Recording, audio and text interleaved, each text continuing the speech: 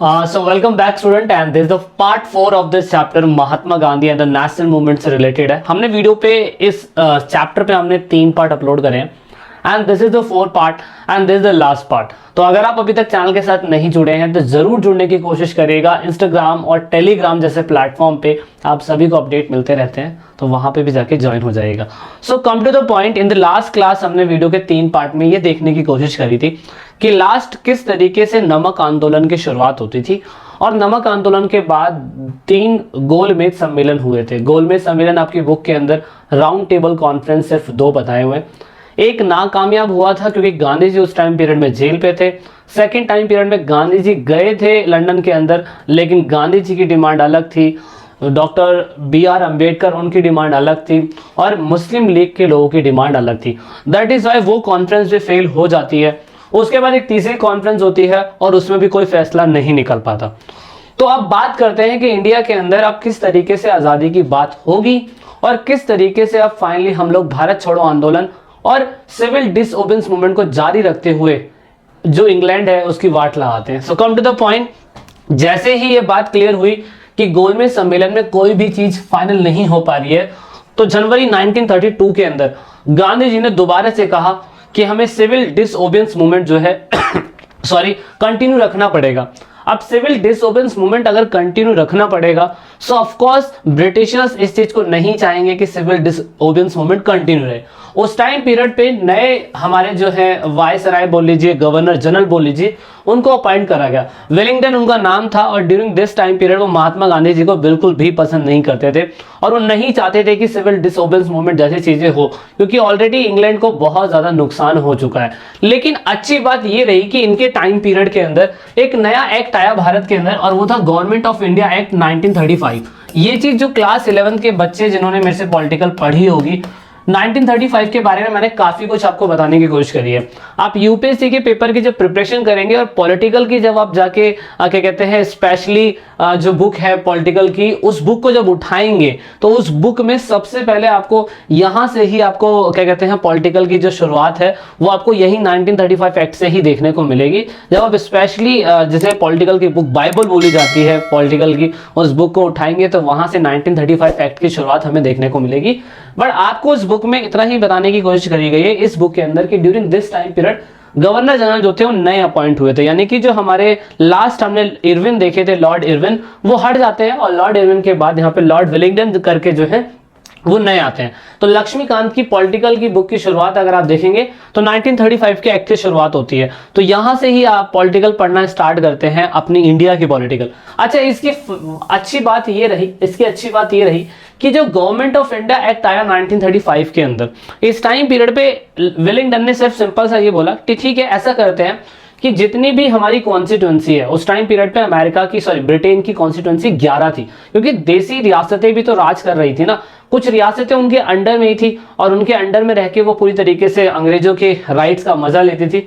लेकिन वेलिंगटन के time period पे जब ये एक्ट आया तो उस टाइम पीरियड पे ये कहा गया कि 1937 के अंदर एक रिस्ट्रिक्टेड फ्रेंचाइज के हिसाब से, यानी कि प्रतिबंधित मत अधिकार के हिसाब से ये कहा गया कि कांग्रेस या भारत के अंदर जो लोग कह रहे हैं कि हमें भारत चलाने का मौका दीजिए, तो उस टाइम पीरियड में 1937 के अंदर पहली बार वोटिंग की शुरुआत हुई। वोटिंग में रेस्ट्रिक्टेड वोटिंग हुई थी जिसमें सभी लोग जो है वोट नहीं कर सकते थे। उस टाइम पीरियड पे जो ब्रिटिश थे उनके पास सिर्फ 11 ही प्रांत थे। 11 प्रांतों के अंदर ब्रिटिशर्स अपना पूरा का पूरा सिस्टम चला रहे थे। उन 11 प्रांतों में से 8 प्रांतों के अंदर इलेक्शन जो था उस टाइम पीरियड पे, लेजिस्लेचर इलेक्शन जो था उस टाइम पीरियड पे कांग्रेस का इलेक्शन जीत में चल रहा था। अब लोग कहेंगे कि यार यहाँ पे आजादी तो मिली नहीं, तो ये इलेक्शन किस तरीके से हो रहा है और किस तरीके से कौन वोट कर रहा है, किसको वोट कर रहा है। तो आप सिंपल सा बस ये समझ के चलिएगा कि उस टाइम पीरियड पे सरकार जो थी ब्रिटिशर्स ही चला रही थी। बस थोड़ी बहुत सत्ता को चलाने के लिए कांग्रेस को मौका दिया गया था और 11 प्रांतों में से 8 प्रांतों में कांग्रेस जो थी जीत रही थी और वो कहीं ना कहीं सरकार में एक तरीके का पार्टिसिपेट करने वो लग गई थी। लेकिन अभी भी वायसराय या जो गवर्नर जनरल होते थे ब्रिटेन के, वही सबसे सुप्रीम माने जाते थे। इतना आपको ध्यान रखना है। अब यहाँ पे ये मैंने थोड़ा सा प्रेजेंट का डेटा दे दिया आप लोगों को। प्रेजेंट का डेटा मैंने आपको इसलिए दे दिया यहाँ पे कि क्या कहते हैं आपको ये याद रखना पड़ेगा, एक सेकेंड, प्रेजेंट का डेटा मैंने इसलिए दिया कि आप इसको प्रेजेंट टाइम से भी रिलेट कर पाए, है ना। तो प्रेजेंट टाइम से आप इसे रिलेट कर पाएंगे तो इसका आपको फायदा ये होगा कि आप सभी लोग क्या कहते हैं प्रेजेंट भी याद रखेंगे, क्योंकि 1937 के टाइम पीरियड पे 1937 के टाइम पीरियड पे तो हमारे पास कितने हैं, हमारे पास 37 ही 1937 के टाइम पीरियड पे जो हमारे प्रोविजंस है वो सिर्फ 11 है, लेकिन 1947 के टाइम पीरियड तक हमारे पास जो प्रोविजंस बन चुके थे, ये जो उनके अंडर में बन चुके थे, वो आई थिंक 17 बन चुके थे। तो ये याद रखना 17 थे उस टाइम पीरियड पे। तो कहीं 15 लिखा हुआ है, कहीं 11 लिखा हुआ है, कहीं पे 17 लिखा हुआ है। तो इसकी मैं एक छोटी सी आपको सिस्टम बता देता हूं क्या है। देखिए 11 प्रोविजन वो प्रोविजंस थे जो अंग्रेजों ने इंडिया के अंदर घुसने के बाद कैप्चर कर लिए थे। उसके बाद 4 प्रोविजन जो थे, 4 प्रोविजन वो चीफ कमिश्नर प्रांत के कहलाते थे, ठीक है ना, चीफ कमिश्नर प्रांत के कहलाते थे। अभी क्लास 11 में बताऊंगा मैं आपको। और लास्ट में 1947 तक आते आते 2 प्रांत, 2 प्रोविजंस और जुड़ गए थे, provision in the sense state जुड़ गए थे। लेकिन क्योंकि 1937 की बात हो रही है तो 1937 के अंदर अंग्रेजों ने कहा ठीक है तुम्हें थोड़ा बहुत सत्ता चलाने का मौका दिया जाएगा। तो आप ये जितना भी इलाका थोड़ा सा ग्रेश में देख रहे हैं ना, ये वो इलाका है जहां पे क्या कहते हैं आपके ब्रिटिशर्स राज किया करते थे। और जितना आपको ये वाला इलाका दिखाई दे रहा अलग से थोड़ा सा येलो, डार्क येलो, तो इसमें अंदर आपको देखेगा तो ये इलाका उन लोगों का था जो रियासतों का था। 565 रियासतें थी, बीच में कहीं 562 रियासतें बनती चली गई। ड्यूरिंग इंडिपेंडेंट के टाइम पीरियड पे हमारे पास 565 रियासतें थी। वो आपने इंडिया वाली बुक पढ़ा होगा उसके बारे में, है ना। और ये अलग अलग स्टेट थे उस टाइम पीरियड के अंदर। तो यहाँ पे हमें ये जानना था कि 1937 के टाइम पीरियड पे 8 हिस्सों पे कांग्रेस सत्ता में आ चुकी थी और थोड़ी बहुत वो डोमिनेंट स्टेटस होता है ना, डोमिनेंट स्टेटस मतलब थोड़ा बहुत हमें भी सत्ता चलाने का मौका मिलेगा, तो वो मिल रहा था। लेकिन प्रॉब्लम ये हुई उस टाइम पीरियड के अंदर कि जिस टाइम पीरियड पे 1937 के अंदर वो आए उसी के 2 साल बाद ही सेकेंड वर्ल्ड वॉर छिड़ गया। और सेकेंड वर्ल्ड वॉर आपको पता है अलायंस कंट्री और एक्सेस कंट्री के बीच में था। अलायंस कंट्री ये थी, अभी कोल्ड वॉर वाला टाइम पीरियड आपको पता होगा, ये जिन्होंने मेरी कोल्ड वॉर वाली पॉलिटिकल साइंस की वीडियो देखी होगी उनको मैंने काफी अच्छी तरीके से बताया था कि 1939 के अंदर ये वॉर चल रहा था और क्या कहते हैं 1945 के अंदर लगभग ये वॉर खत्म हो गया। अब जब ये वॉर चल रहा था ना तो इंडिया भी खुद कह रहा था कि पंडित जवाहरलाल नेहरू जी कह रहे थे, गांधी जी कह रहे थे कि भाई हम लोग ना आपका वॉर के अंदर सपोर्ट कर देंगे, क्योंकि 1937 के अंदर तो हम लोग भी तो अपॉइंट हुए हैं ना, बस हम बदले में ये चाहते हैं कि अगर हम आपका वॉर में सपोर्ट करें, क्योंकि हिटलर को ये भी पसंद नहीं करते थे। अगर आप देखें तो जर्मनी जो था ऑफ कोर्स एक्सेस पावर के अंदर जर्मनी ब्रिटेन के खिलाफ में था। तो यहाँ पे ये कहा गया कि अगर हम लोग आपका वॉर में मदद करेंगे 1939 के वॉर में, सेकेंड वर्ल्ड वॉर में, तो ऑफ कोर्स आपको हमें आज़ादी देनी पड़ेगी। लेकिन ऑफ कोर्स यहाँ पे अंग्रेज नहीं माने और इसी वजह से 1939 के अंदर ही जैसे ही ये वॉर डिक्लेयर हुआ तो बहुत सारी कांग्रेस के लोगों ने ऑफ कोर्स ये पूरी तरीके से मना कर दिया कि हम भैया जहाँ पे 8 प्रांतों में हम जीते हैं हम वहां पे भी सरकार नहीं चलाएंगे।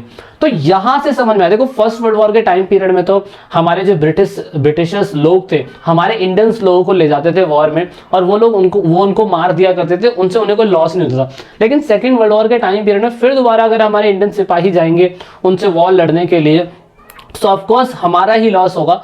दैट इज व्हाई 1939 के अंदर इस चीज को ध्यान में रखते हुए ये कहा गया कि जो कांग्रेस है वो अपने इंडियन सिपाहियों को पूरी तरीके से मना कर रही है कि वो नहीं जाएंगे। तो इस तरीके से थोड़ा थोड़ा कहीं ना इफेक्ट देखने को मिला। अब यहाँ पे 1940 से लेके 1942 के बीच में मैं आपको बता दूं कि यहाँ पे जो मुस्लिम लीग था, मुस्लिम लीग, उसने कहीं ना कहीं मुस्लिम लीग ने क्या कहते हैं ब्रिटेन के लोगों से नजदीकियां बढ़ाई। यहाँ पे during this time period Muslim league के लोगों ने ब्रिटेन के लोगों से नजदीकियां बढ़ाई और वहां पे इसलिए मुस्लिम लीग ने बाद में 2 नेशन थ्योरी की डिमांड करी और भारत को 2 हिस्सों में बांटा गया। क्योंकि ड्यूरिंग दिस टाइम पीरियड भी ये नहीं बोला जा रहा था कि भाई मुसलमान वाला इलाका अलग होगा, उसका अलग देश बनेगा या वो होगा, मतलब ये सब था ही नहीं। लेकिन 39 के अंदर कांग्रेस के लोगों ने इस्तीफा दे दिया था और कांग्रेस के लोगों ने जब इस्तीफा दे दिया देन फाइनली यहाँ पे वॉर चल रहा था। इस सारी सिचुएशन को शॉर्ट आउट करने के लिए ब्रिटिशर्स के लोगों ने, क्योंकि उस टाइम पीरियड पे प्रधानमंत्री चर्चिल, विंस्टन चर्चिल के बारे में आपने पहले ही पता होगा, कोल्ड वॉर के बारे में हमने बताया था कि Winston Churchill is the first person जिन्होंने कम्युनिस्ट आइडियोलॉजी को पूरी तरीके से नकारने की कोशिश करी थी, पहला बंदा। उन्होंने अपनी तरफ से एक बंदे को भेजा, स्टेफोर्ड क्रिप्स। इसने कहा कि आप हमारी वॉर के अंदर मदद करिए। तो यहाँ पे गांधी जी का यही कहना था, ठीक है मदद कर देंगे, लेकिन आपको करना ये होगा कि डिफेंस मेंबर के अंदर एग्जीक्यूटिव काउंसिल में किसी इंडियन को भी तो अपॉइंट करो। क्योंकि 1939 के अंदर तो इस्तीफा दे दिया बहुत सारे कांग्रेस के लीडर्स ने, और वो कह रहे हैं कि आपके साथ सरकार नहीं चलाएंगे या आपके साथ, क्योंकि आप हमें आज़ादी नहीं दे रहे हो, फायदा नहीं है कुछ भी। तो इसी वजह से क्या कहते हैं, स्टीफन फोर्ड आए, क्रिप्स आए, और इन्होंने कहा कि गांधी से सेटलमेंट करने के लिए गांधी जी ने यह कहा कि आपको डिफेंस सिक्योरिटी का मेंबर किसी इंडियन को बनाना पड़ेगा, जब जाके हम आपकी वॉर के ड्यूरेशन में मदद करेंगे। लेकिन ऑफकोर्स ये फेल हो गया, ये मिशन हो गया फेल, और मोहम्मद अली जिन्ना वहां पे कामयाब होते जा रहे थे, क्योंकि ड्यूरिंग दिस टाइम पीरियड भी गांधी जी ने मना कर दिया। तो ऑफकोर्स गांधी ने फिर दोबारा से बोला फाइनली अब तो नॉन कॉपरेशन मूवमेंट हटाओ, सिविल डिसोबेडिएंस मूवमेंट हटाओ, अब तो भारत छोड़ो आंदोलन ही चलेगा, अंग्रेजों भारत छोड़ो। तो 8 अगस्त आप देख सकते हो 1942 में, क्योंकि वहां पे अंग्रेज जो है वॉर के अंदर बिजी है और इंडिया के अंदर भारत छोड़ो आंदोलन की शुरुआत हो चुकी है। जब इंडिया के अंदर भारत छोड़ो आंदोलन की शुरुआत हो गई तो अगेन मैं आपको बता दूं कि बहुत सारे लीडर्स को उठा लिया गया, कैप्चर कर लिया गया, इवन गांधी जी जैसे बहुत बड़े बड़े लीडर्स को कैप्चर करा गया। इस टाइम पीरियड पे आप क्या कह सकते हैं कि जेपीजी का बहुत अच्छा रोल था। जेपीजी उस टाइम पीरियड पे, आज़ादी के टाइम पीरियड में बहुत इंपॉर्टेंट रोल निभाया है। और अभी मैं पॉलिटिकल की वीडियो में बता भी रहा था किस तरीके से इंदिरा गांधी की जब सरकार डगमगा रही थी सत्ता से या लोगों के प्रति वफादार नहीं थी, तो उन्होंने ही जेपीजी ने दोबारा से स्वतंत्र संग्राम का वही सिस्टम स्टार्ट करा था जो उन्होंने 1942 के अंदर जब बहुत सारे लीडर्स को कैप्चर कर लिया गया था, तो उस टाइम पीरियड पे जेपीजी बहुत इंपॉर्टेंट किरदार में से एक थे। फाइनली मतलब भारत छोड़ो आंदोलन एक ऐसा मूवमेंट था जिसमें बहुत सारे दिग्गज लीडर थे ही नहीं, लेकिन फिर भी लोग क्या कहते हैं भारत छोड़ो आंदोलन में तत्पर तैयार है, क्योंकि वो ज्वाला गांधी जी 1915 से लोगों के दिल में जलाते आ रहे, कभी नॉन कॉपरेशन से, कभी खिलाफत मूवमेंट से, कभी स्वदेशी मूवमेंट से, कभी सिविल डिसोबेडिएंस मूवमेंट से, कभी सॉल्ट मार्च से, कम डांडी मार्च से, डांडी यात्रा से, कुछ भी चला रहे हैं। और इसीलिए फाइनली 1942 में स्टार्ट हुआ, लेकिन 1944 के अंदर गांधी जी को जेल से छोड़ दिया गया।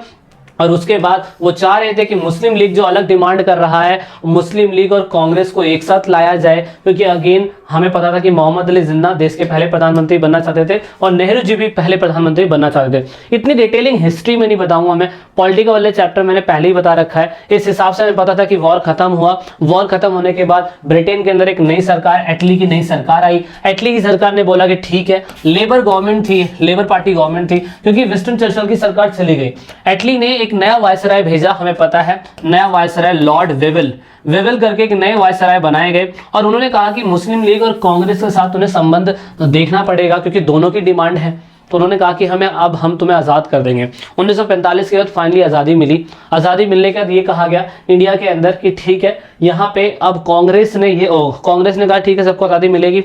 1946 में दिक्कत ये हुई कि 16 अगस्त 1946 के दिन उनने direct action day Mohammed Ali Jinnah ने डिमांड कर दी। डायरेक्ट एक्शन डे का मतलब था जहाँ पे मुसलमानों की संख्या ज़्यादा है, जहाँ पे वो हिस्सा पाकिस्तान होना चाहिए, क्योंकि मुस्लिम लीग जो है मुसलमानों के प्रति ज़्यादा वो भर रही है हुंकार। तो इस हिसाब से आप देखेंगे 11th क्लास का सिस्टम आ गया। 11th क्लास में मैंने बताया था कि कैबिनेट मिशन 1946 में आया था। 3 बंदे आए थे, इन्होंने बताया था किस तरीके से आपको भारत के अंदर कैबिनेट बनाना है, किस तरीके से कॉन्स्टिट्यूशन बनाना है, पार्लियामेंट बनाना है, संविधान बनाना है। वो संविधान बनाइए, जब जाके तो आप देश चला पाएंगे। इस हिसाब से उन्होंने कहा ठीक है ऐसा करते हैं, 1 लाख लोगों पर एक बंदे को अपॉइंट करा जाएगा। इस हिसाब से जो टोटल असेंबली के लोग होंगे वो 389 होंगे। ब्रिटिश प्रोविजन 11 प्रोविजंस थे, मैंने बता दिए थे आपको, और 4 जो थे वो प्रिंसली स्टेट वाले थे। और उसके बाद जो जितनी 565 रियासतें थी, उन 565 रियासतों में से भी लोगों को चुना जाएगा। हमने जनसंख्या के हिसाब से प्रिंसली स्टेट और नॉर्मल लोगों को जनसंख्या के हिसाब से पार्लियामेंट के अंदर, यानी कि कॉन्स्टिट्यूशनल असेंबली जो थी उसके अंदर परमिशन दी। हमने सभी को रिजर्वेशन दिया, हिंदू मुस्लिम सिख ईसाई जनरल सभी लोगों को हमने इसमें वो करा। इस हिसाब से हमारे टोटल 389 मेंबर बने थे, 266 समथिंग वो बने थे। फिर आपको पता है 9 दिसंबर 1946 के दिन हमारी पहली बैठक हुई थी, और हमें पता है कि इस टाइम पीरियड पे परमानेंट मेंबर कुछ नहीं थे। ये सब क्लास 11 पे आपने पढ़ लिया है ना, तो इतना मैं डिटेल में नहीं बताऊंगा, लेकिन हमें पता था कि फाइनली मुस्लिम लीग ने इस कॉन्स्टिट्यूशनल असेंबली का बहिष्कार करा था।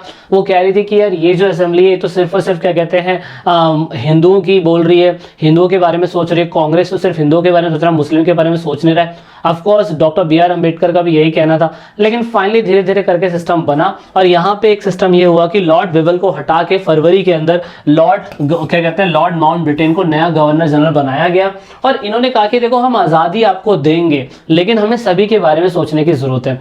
अगेन यहाँ पे इंडिया ने अमेरिका ने यूके ने यहाँ पे पूरी तरीके से गेम प्लान खेला।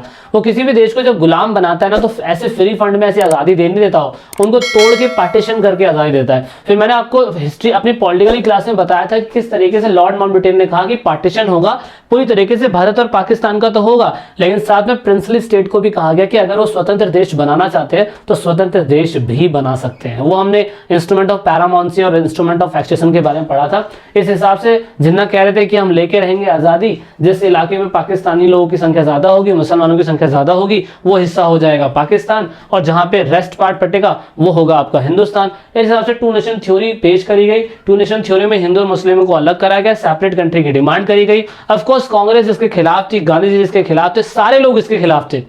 कहीं कहीं तो ये भी किताबों में लिखा हुआ है कि गांधी जी तो रिक्वेस्ट कर रहे थे कि नेहरू जी से कि भाई आप पहला प्रधानमंत्री ना बने, आप पहला प्रधानमंत्री मोहम्मद अली जिन्ना को बनने दें, और अगर वो बन जाएंगे तो ऑफ कोर्स होगा क्या होगा ये कि देश टूटने से बच जाएगा, क्योंकि पहले प्रधानमंत्री बनने की भी होड़ कहीं ना कहीं थी। इवन गांधी जी ने बीच में वोटिंग भी कराई थी और सबसे ज्यादा अगर किसी को कोई चुनने वाला था तो लोगों का कहना है कि सरदार वल्लभ भाई पटेल की वोटिंग ज्यादा थी, लेकिन नेहरू जी वहां पे बातचीत को नहीं माने। तो इसके लिए मैं चाहता हूं कि आपको सारे फ्रेज पता होना चाहिए, थोड़ा और चीजें आप स्टडी करिए, फाइंड आउट करिए, तो चीजें फाइंड आउट करना जरूरी है। उसके बाद लॉर्ड माउंटबेटन जो आए उन्होंने कहा कि भाई हम पूरी तरीके से भारत और पाकिस्तान को अलग करेंगे। फिर आपको इसके बारे में पता है किस तरीके से भारत और पाकिस्तान का पार्टीशन हुआ, बंटवारा हुआ। इस तरीके से कोलकाता, अमृतसर और साथ में पंजाब के जो हिस्से थे, लाहौर के हिस्से थे, बहुत ज़्यादा इसको क्या कहते हैं हमें क्रूशियल देखने को मिला। इसके लिए बेटर ऑप्शन ये है कि आप गदर मूवी और साथ में भाग मिल्खा भाग जैसी मूवी है जो आपको दिखाने की कोशिश करिए कितना गलत हुआ था उस टाइम पीरियड पे। अच्छा, लास्ट हीरोइक डेज अगर बात करें तो गांधी जी उस टाइम पीरियड पे, जिस समय हम 15 अगस्त को आज़ादी मिल गई हम लोगों को, तो उस टाइम पीरियड पे गांधी जी कलकत्ता के अंदर थे। कलकत्ता में उस टाइम पीरियड पे ना ही उन्होंने कोई फंक्शन अटेंड करा, ना ही कोई फ्लैग उन्होंने रेस करा। इवन गांधी जी हॉस्पिटल के चक्कर लगाते रहे, देखते रहे कौन मरा, कितने मरे, क्या हुआ, कैसे हुआ, क्योंकि वो ऐसा भारत नहीं चाहते थे जहाँ पे हिंदू और मुस्लिम आपस में लड़ते रहे। इसीलिए 24 घंटे का उन्होंने फास्ट रखा और यहाँ पे फिर कहीं ना कहीं कंट्री का डाइवर्जन बदलता चला गया और यहाँ पे फिर फाइनली ये हुआ कि गांधी जी की हत्या कर दी गई नाथूराम गॉडसे के द्वारा 30 जनवरी 1948 के टाइम पीरियड पे। नाथूराम गॉडसे का ये बिलीव था कि शायद से जो गांधी जी हैं वो ज्यादातर मुखालफत करते हैं मुसलमानों का और हिंदुओं के बारे में नहीं सोचते हैं, तो लोगों को ऐसा फील हो रहा था। तो महात्मा गांधी को मारने वाला व्यक्ति नाथूराम गॉडसे ये बिलीव करता था। इंडिया के बहुत सारे हिस्सों में नाथूराम गॉडसे की आज भी पूजा करी जाती है। तो इससे ये समझ में आता है कि इंडिया के अंदर कहीं ना कहीं दो टाइप की आइडियोलॉजी के लोग रहते हैं, जिसको कहीं पे लोगों को लगता है कि महात्मा गांधी को मारना ठीक था और हमारे राष्ट्रीय पिता को अगर मारना ठीक है, तो इस हिसाब से हम देख सकते हैं कि इंडिया में कितना समय कुछ बदल चुका है। वो दौर कुछ और था, ये दौर कुछ और है ना। तो ऐसा ही है। तो यहाँ पे अब हुआ क्या कि अब अगर हम गांधी जी की लाइफस्टाइल के बारे में, उनकी सोच के बारे में, उनके राजनीतिक करियर के बारे में, कि इतने बड़े व्यक्ति थे, ना ही कोई प्रधानमंत्री की पोस्ट ली, ना ही कोई राष्ट्रपति की पोस्ट ली, किसी भी चीज की पोस्ट इन्होंने नहीं ली, पर इनको राष्ट्रपिता का दर्जा दिया गया। तो अगर इनके बारे में हमें ज्यादा कुछ जानना होता है तो इनकी स्पीच से हमें पता चल सकता है, इनकी डायरी से पता चल सकता है, इनके द्वारा लिखी गई किताबों से पता चल सकता है इनकी आइडियोलॉजी क्या थी, मंशा क्या थी, या इनको अगर किसी ने पत्र लिखा है या इनकी लाइफ के ऊपर किसी ने कुछ बुक लिखी है तो उससे हम गांधी जी की पॉलिटिकल और साथ में क्या कहते हैं उनके राजनीतिक करियर और उनका जो गांधी जी का व्यक्तित्व था ना उसको दोबारा से पुनर्गठित कर सकते हैं। गांधी जी की जब डेथ हुई तो ये डेथ एक नॉर्मल डेथ में से नहीं थी। जैसे कि कहते हैं ना कि महात्मा गौतम बुद्धा की जो डेथ हुई थी उस डेथ को हमने महापरिवार निभाना बोला है ना। तो नॉर्मल व्यक्ति का मर जाना तो ऐसा होता है कि भाई मतलब मर गया, इस बॉडी को हटाओ यहाँ से, तो ऐसा होता था। लेकिन ऐसे दिग्गज लोगों का मरना अपने आप में कहीं ना कहीं बहुत बड़ी बात हो जाती है। तो ये असाधारण डेथ में से एक था जिसमें इंडिया ही नहीं बल्कि इंडिया के बहुत बाहर के बहुत सारे लोगों ने गांधी जी के बारे में बहुत कुछ बोला। जिसमें से एल्बर्ट आइंस्टाइन है, उन्होंने गांधी जी के बारे में बोला कि ऐसा हार्ड मांस का इंसान जो है इस धरती पे दोबारा पैदा नहीं हो सकता। और दूसरा कहीं कहीं तो ये भी देखा गया कि गांधी जी को कंपेयर करा गया अब्राहम लिंकन जैसा। ये कहा गया कि जिस तरीके से अमेरिका को आजाद कराने के लिए अब्राहम लिंकन ने स्लेवरी सिस्टम को खत्म करने के लिए इतना ज्यादा अहम रोल निभाया था, इस तरीके से इंडिया के अंदर भी गांधी जी एक सर्वोपरि व्यक्तियों में से एक आ सकते हैं जो इस धरती पे आया और पूरी की पूरी अर्थ व्यवस्था को बदल के चला गया, लोगों की अप्रोच को बदल के चला गया। और आज इस वीडियो के माध्यम से हम आज इस वीडियो के माध्यम से सिर्फ और सिर्फ गांधी जी की लाइफ के बारे में नहीं बल्कि उनके अप्रोच के बारे में भी देखने की कोशिश कर रहे हैं कि किस तरीके के व्यक्ति थे।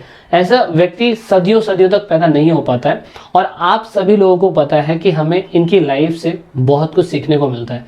यही पाठशाला चैनल गांधी जी को सलाम करता है कि उन्होंने हमें देश को आज़ाद कराया और इतना कुछ कॉन्ट्रीब्यूशन दिया है। तो साथ में चीजें हैं जो हमें समझने जरूरी है। So I hope you getting this point by this chapter. इस चैप्टर में इतना ही था। आई होप आप चैनल को सब्सक्राइब कर चुके होंगे। चैनल के साथ नए हैं तो वीडियो को लाइक करिएगा, वीडियो अच्छी लगी है तो लाइक करिएगा, चैनल अच्छा लगा तो सब्सक्राइब कीजिएगा। दूसरों के साथ इन्फॉर्मेशन शेयर करना अच्छा लगता है तो इसको जरूर शेयर करिएगा ताकि दूसरे लोगों के पास इन्फॉर्मेशन पहुंच सके। So this is it in this video. जय हिंद, जय भारत, वंदे मातरम, भारत माता की जय, इनकलाब जिंदाबाद। मिलते हैं नेक्स्ट चैप्टर में।